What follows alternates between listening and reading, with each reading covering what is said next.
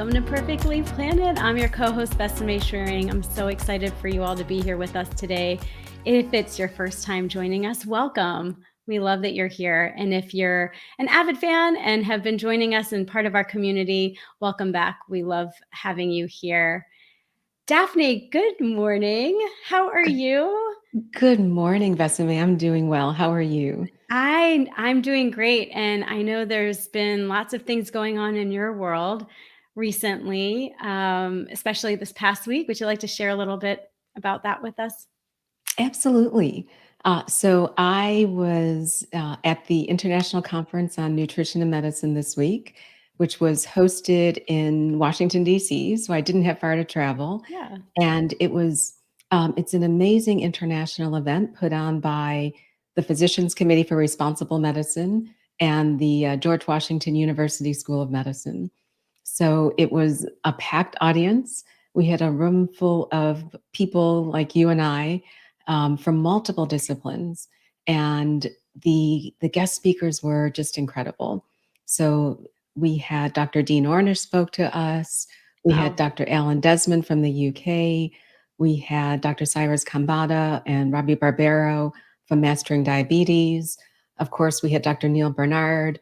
But 3 full days. Dr. Kim Williams spoke yesterday, but it was 3 days of looking at evidence-based practice related to eating a plant-based lifestyle and how that can help you prevent disease, reverse disease, or manage disease. And it was incredible. And one last thing, then I'll be quiet. We also were able to, so the great thing I love about these conferences are all of the foods are plant-based. So you get to try a lot of new things.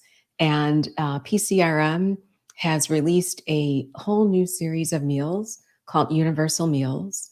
Wow. And the benefit of Universal Meals is that they have been designed to remove a lot of the most common allergens. But we got to try them during the lunch and breakfast. And so it was just also 3 days of good food. Oh, awesome. Those are some big names that you rattled off. I bet your cup is pretty full from that. My heart is full. Yeah. Cup of lentils is very full. You leave those meetings and you're just energized every time. Yeah. And I always learn something new. So, a little nugget to help that we can share with the people listening and watching, and then also nuggets that I can share with people that I'm coaching. Yeah. And then what about this? I know that we were having a sidebar conversation. You have become an ambassador for another organization. You want to tell us a little bit about that? Yeah, thank you for the lead in. Yeah. So I don't know if any of our listeners or viewers have heard of a company called Abillion. And let me just share my screen for a minute. You shared it with me, Daphne, and I thought it was really, really cool. It is really cool. So I have been following this company and their CEO for a few years. Whoa, wrong screen. And the Abillion is an organization that is dedicated to using technology to connect communities and to allow us, just the way we use social platforms for Instagram or other types of social media. What's different about Abillion is that when you post content, whether it's a review of a product or if you're reviewing restaurants or you're writing a social post, every post generates $1, and all of those dollars can be donated to community partners that work with Abillion. And so the fundamental principle behind the organization and the why my why for, first of all, following them, and then secondly, becoming an ambassador, is that they really are focused on compassion, social responsibility, and sustainability. I had the opportunity to actually speak with the CEO back in July before I became an ambassador.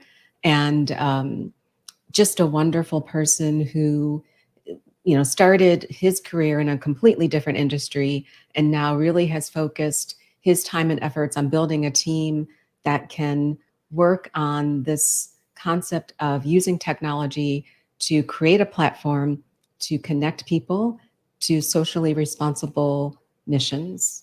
Uh, so I was excited. I am excited to participate.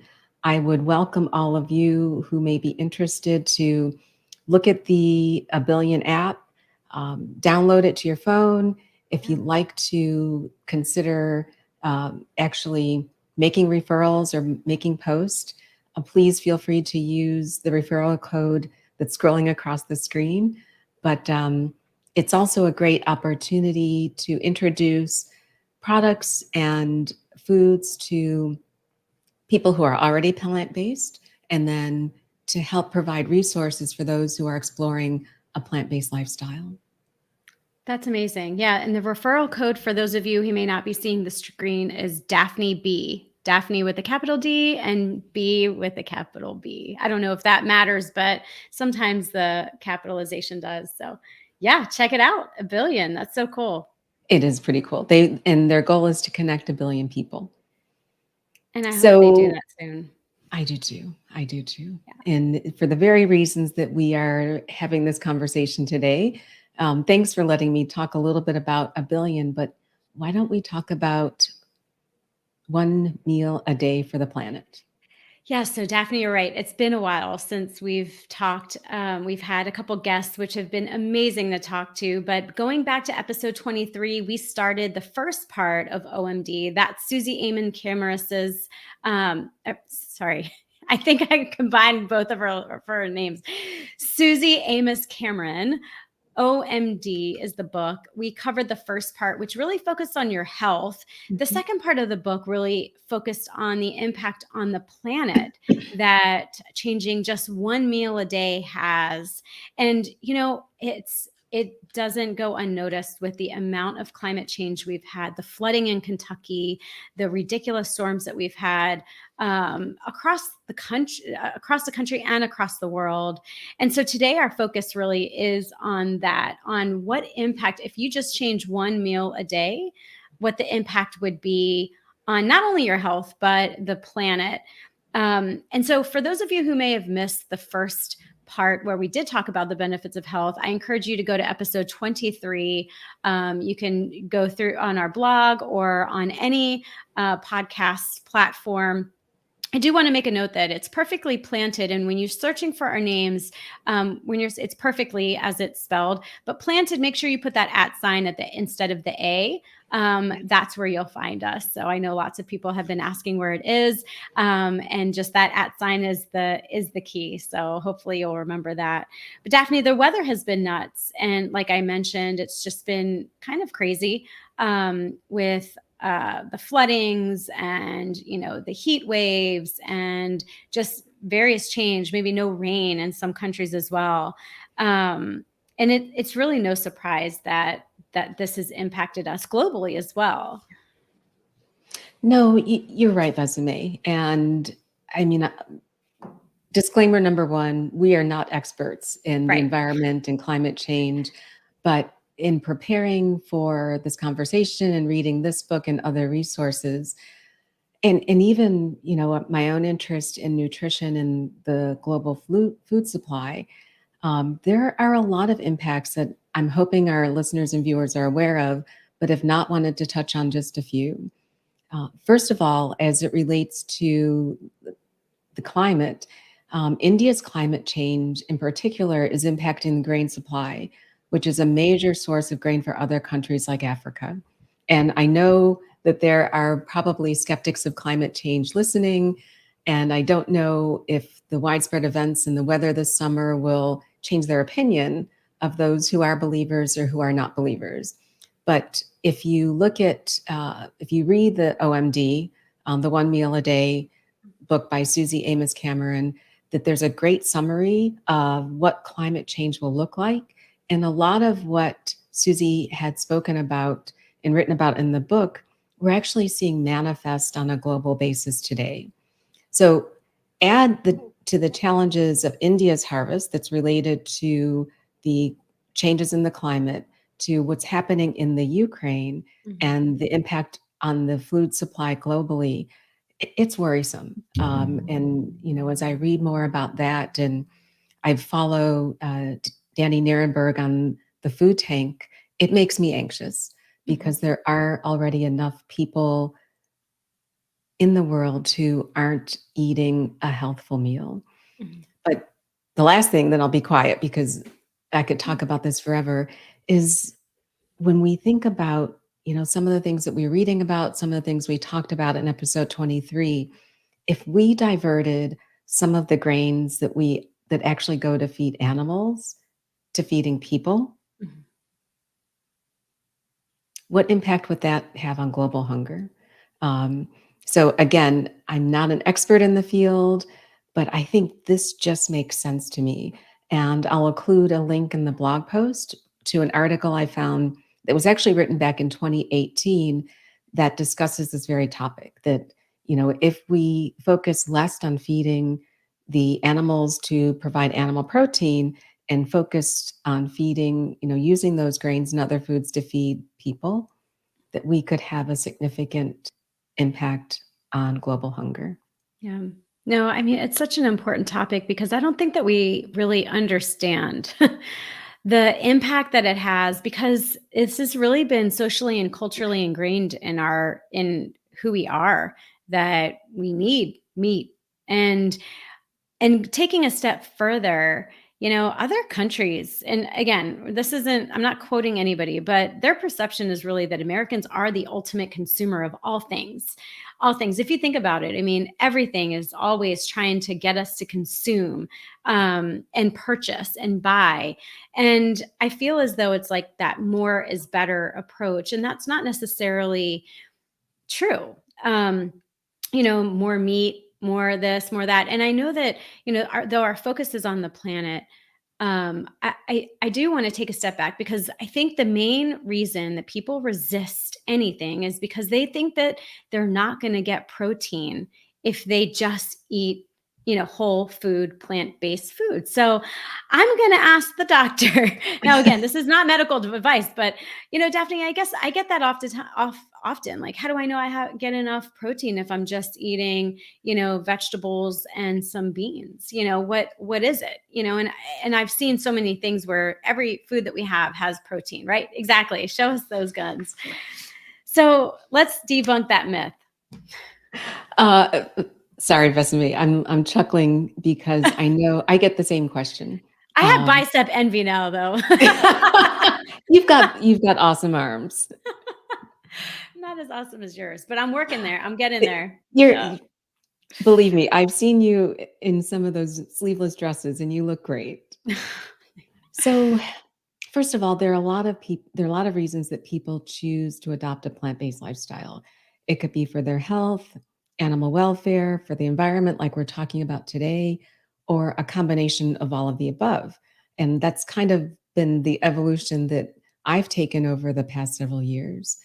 But while we're focusing on the environment today, I do want to answer your question because it does seem to be a significant barrier for people to think about adding more plants to their plate. Even if they don't want to fully adopt a plant based lifestyle, our motto is add more plants to your plate. Mhm. And I don't know, and I've never met an American that is protein deficient. True. So, first of all, let me reassure everyone that if you're eating beans, legumes, grains, vegetables, you will be consuming, if you're getting enough calories, you'll be getting enough protein. And on average, and again, there is a spectrum. If you're a bodybuilder or if you're in a sport that has a high demand for protein, these numbers may be, you may have a different target that you're trying to achieve. But on average, a woman needs about 50 grams of protein a day, and the average male in the United States needs about 60 grams of protein. And, I was looking, I made some oatmeal with some hemp seeds, some flax and chia, some oat milk, and added in a scoop of protein powder. And in one meal, I already had 20 grams of protein. So Oh, 20 plus grams of protein. So those targets are completely achievable. And even if you doubled the goal for women and was trying to get to 100 grams a day, you can achieve that with a good mix of beans, legumes, vegetables. Um, so to debunk the myth, you can get enough protein on a plant-based lifestyle. And if mhm. you don't believe me, you can watch the Game Changers movie, Yeah. or you can talk to a number of professional athletes. Well, you can follow them. I don't know if you can talk to them. Whether you're thinking about Serena Williams or you're thinking of uh, Patrick Baboumian, who is the strongest man in the world, or I mean, just the number of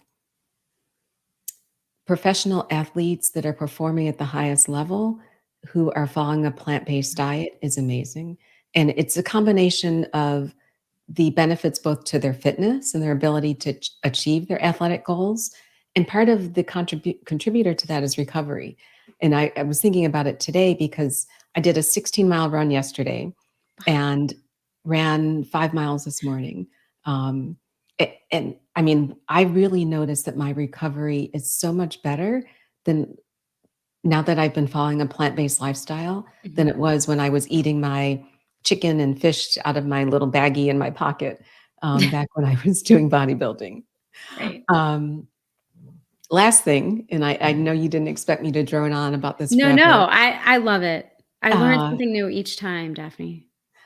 I just wanna make sure that we share that even if you even if you choose to eat animal protein, and that includes beef, chicken, pork, fish, um, there are some data that we want to make sure you're aware of, and we'll include it in our blog post. But the World Health Organization has classified processed meats, which include ham, bacon, salami, hot dogs, as a group 1 carcinogen. And that means that these substances have demonstrable evidence and are known to cause cancer. Red meat, such as beef, lamb, and pork, has also been classified as a group 2A carcinogen, which means it has probably causes cancer. So there are some evidence-based reasons from a health perspective to add more plants to your plate. Mhm. But I just want to make sure that we balance the opportunity to educate our community with both the health reasons, the environmental reasons, and the reasons related to reducing animal cruelty. Mhm. No, that's all it's so important, and I think that the fact that a lot of our foods that we have that are easy to go to foods. So, I mean, I've given my kids hot dogs before, I mean, it's Yeah. the fact that, the World Health Organization has classified that as, group 1, uh, is, it's kind of scary, that and that's not just that, it's everything else that's processed as well that really impacts our health. And so, although we feel as though, especially for children, so my boys, they're going to burn it off. They're going to burn it off. That's not something that they can burn off. Yes, you burn the calories off, but all of the other junk that's, tied to processed meats is not something that you burn off. It's actually harboring in your body. And so, so anyway, it's not that I will never give them a hot dog ever again, but it's one of those things where just start to, replace it with something else. Mhm. And that's what we've been doing. And I think that's what this book is completely tied to. So instead of spaghetti with meat sauce, just do spaghetti and sauce, or if you want a little bit more texture, I've leveraged lentils to give that Yeah. texture of a meat. I mean, I think there's other things like tofu and other forms, ground up chickpeas as well, but personally have not tried those. But just lentils, just getting that extra meatiness, you you can achieve that not from meat, and it's easy to do. But just one of the things I wanted to point out, so here's some statistics that are stated in OMD, in the book.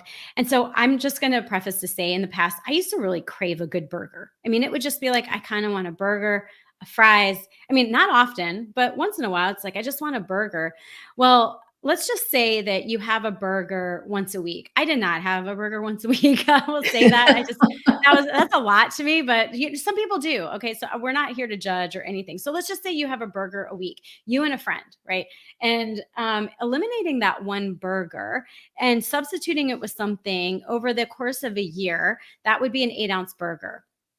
You would have saved, this is according to OMD, 904 miles of driving, 3/4 acre of land, so under an acre of land, and 48,100 gallons of water, which is actually there to help it is given to the cows. So imagine that. And that's just you and a friend not eating a burger a week. Can you imagine that, multiplying that on scale?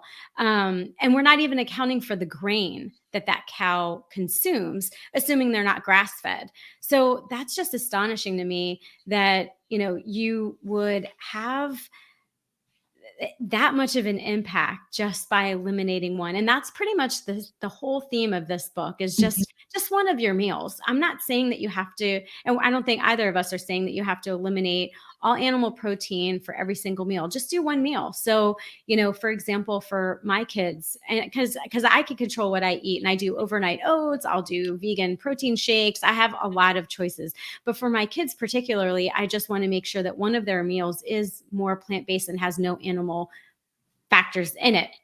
And so it would be, oatmeal in the morning as opposed to scrambled eggs. Or for dinner, it would be the spaghetti and sauce, not Mhm. meat sauce. And they're perfectly fine with it. It's amazing how they don't really miss it. And I think it's just more of us thinking, oh, no, you need meat, going back to that whole culture issue. It so that's amazing. Some of the statistics in this book really, I mean, I'll be honest, I was ignorant.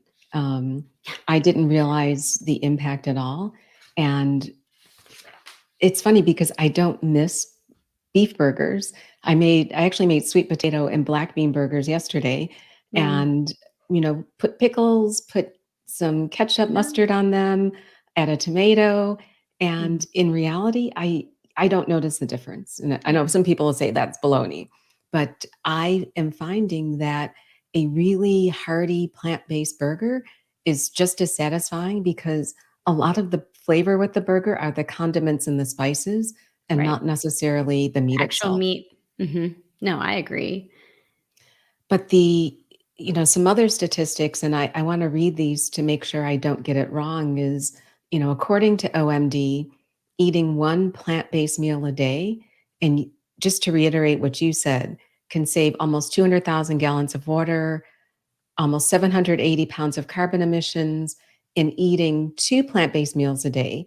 So thinking about your breakfast with your oatmeal, which is really, that's an easy one. So And easy. then lunch, maybe you have a chickpea tuna sandwich as opposed to a real tuna sandwich, or instead of your salami sandwich, you have maybe some homemade seitan.